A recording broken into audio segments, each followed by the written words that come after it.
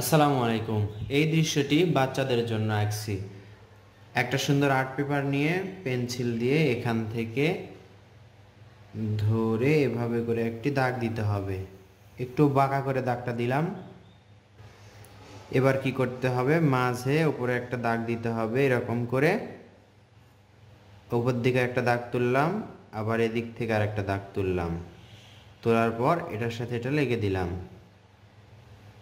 আবার কি করব, এখান থেকে সোজা একটা দাগ নিচের দিকে নিয়ে আসব, এখান থেকে একটা সোজা দাগ নিচের দিকে নিয়ে আসব।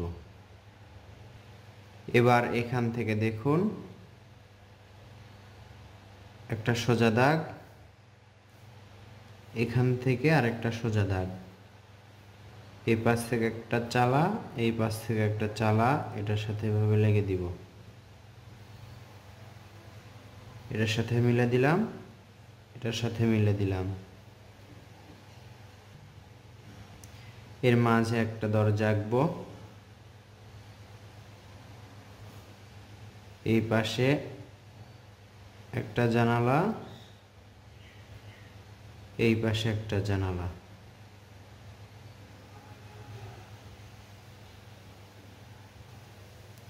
দরজার মাঝে একটা সোজা দাগ দিব। এখন এই পাশে একটা সোজা দাগ দিব, এখানে আরেকটা দাগ দিব। দাগ দিয়ে এটা দেখুন মিলে দিয়ে, এটা হচ্ছে রান্নাঘরের ধোঁয়া উড়ে যাওয়ার জন্য বানাচ্ছি।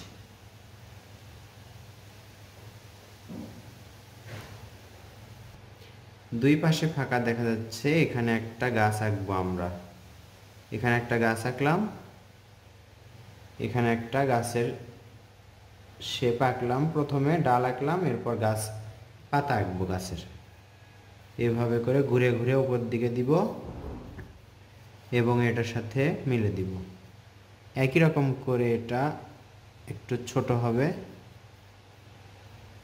এই তো। এই দরজা থেকে এভাবে করে নিচের দিকে একটা দাগ আসবে, এখানে আরেকটা দাগ। আকাশে সাদা মেঘ আঁকবো, এখানে আঁকবো, এটার সাথে আরেকটা খণ্ড আঁকবো, আবার এখানে আঁকলাম, তাহলেই শেষ। এই সিম্পল বা সহজ দৃশ্যটি বাচ্চারা ভিডিও দেখে নিজে নিজেই শিখতে পারবে ইনশাল্লাহ। তাই আপনার সোনামণিদেরকে এরকম ভিডিও বেশি বেশি দেখাবেন, তাহলে তারা ড্রয়িং করতে বা শিখতে আগ্রহী হবে, সহজেই আঁকতে পারবে এবং উৎসাহ পাবে। ধন্যবাদ আপনাকে ভিডিওটি শেষ পর্যন্ত মনোযোগ দিয়ে দেখার জন্য। দেখা হবে ইনশাল্লাহ নতুন ভিডিওতে। আসসালামু আলাইকুম।